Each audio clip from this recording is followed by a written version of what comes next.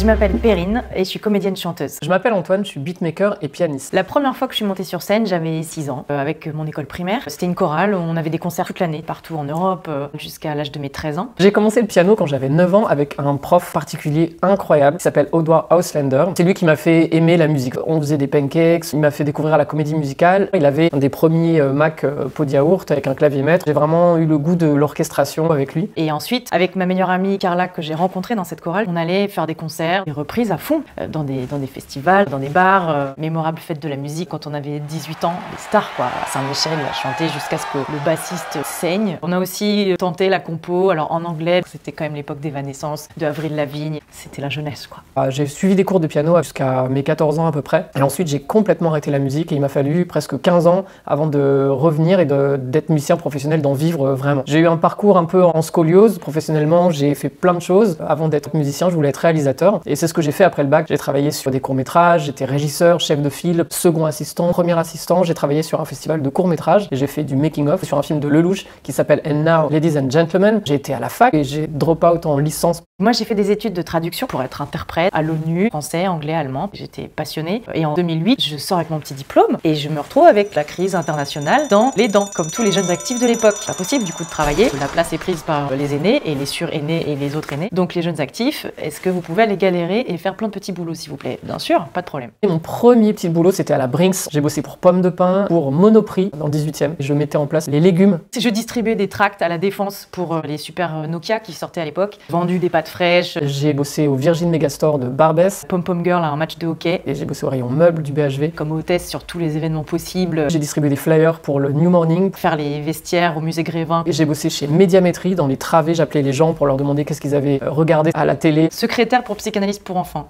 au Black. Ça, je sais pas si tout le monde l'a fait. Elle était très phobique des ordi. Elle est géniale cette dame. Trop cool. Là, je suis à la fin de ma vingtaine. J'ai pas vraiment de projet personnel. Je me sens pas très épanouie, voire assez frustrée.